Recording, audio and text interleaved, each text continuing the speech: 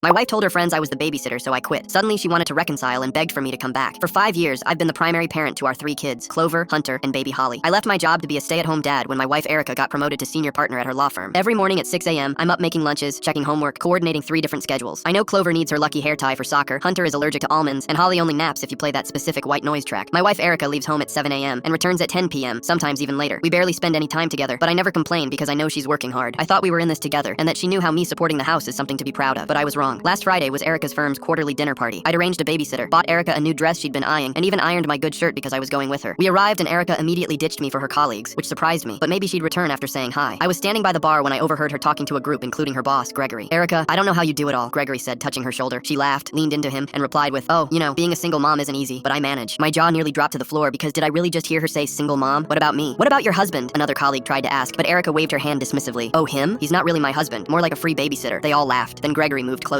"Well, if you ever need a break from single motherhood," she giggled, actually giggled, and touched his arm. "Gregory, you're terrible." I stood there, invisible, watching my wife flirt with her boss while erasing my existence. Then Clover called on my phone, panicking and asking me to come back. Apparently she'd thrown up and the babysitter was panicking. I found Erica still laughing with Gregory and told her, "I need to go. Clover's sick." She didn't even turn around. "Okay, whatever, just handle it." That phrase, handle it, like I was the hired help. At that moment, I decided something and replied to her with an unexpected calm in my voice. "Sure, I'll handle it." The very next morning, I called my old colleague Dave. "Remember when you said I could come back at any moment?" "Hell yeah, bro. It's about time." 2 days later, I had my old job back. I didn't tell Erica at first, just waited until she would least expect it. And when I heard her making plans with her friends on her day off, I found my chance. "I'm leaving for work in an hour," I said, making sure to capture her bewildered face in my memory. "The kids need breakfast. Clover has soccer at 4, Hunter has therapy at 5:30. Holly needs her second nap by 2, or she'll be cranky all evening." Erica sat up, confused. What are you talking about?" "I got a job, since I didn't want to be the babysitter anymore. Good luck being a single mom to 3 kids." Her expression was freaking priceless. The first morning after I started my new job, Erica's alarm didn't go off. I heard chaos downstairs, kids crying, cabinets slamming. My phone lit up with her calls 10 times, but I didn't answer. "I don't have time for this," she texted. "They're your responsibility." "Then I'll call your office and tell them the truth," I replied. 3 dots appeared and disappeared. Then, fine. By noon, her assistant had called me to explain the situation. Apparently, Erica had brought all 3 kids to the office because she couldn't get them ready for school, plus she'd arrived 2 hours late. Gregory was furious and gave her a warning. The day after that was a literal disaster. Erica gave Hunter a granola bar with almonds, the very thing I'd told her 100 times he was deathly allergic to. When I arrived at the hospital, Hunter was on oxygen with a swollen face. The doctor asked a single question: "What specific nut allergy does he have?" Erica stammered to answer, but all she came up with was, "Just nuts?" The nurses exchanged looks and made notes, probably wondering if they needed to call the authorities. Erica stormed into the hallway, screaming as soon as she spotted me. "This is your fault! Our son almost died because you're being petty." I kept my voice level. "You gave him almonds, Erica. How was I supposed to know he's allergic?" "Because you're his mother," I said. "This is what you wanted. You wanted to be a single mom, remember?" 2 days later, Erica ambushed me with her mother as I was leaving my office. "You need to quit this nonsense job," her mother announced. "Go back where you belong, to being a babysitter." I just stared at them, unwavering, and didn't even reply. Erica knew she had to do something drastic if she wanted her carefree life back, so she dropped to her knees. "The kids hate me. Clover won't look at me. Holly screams when I pick her up. Hunter asked why daddy knows his medicine, but mommy doesn't." She was sobbing, hands on asphalt. The dramatic gesture should have won an Oscar. "Just come back. We can pretend this never happened." "Nope. Now sign these divorce papers," I replied.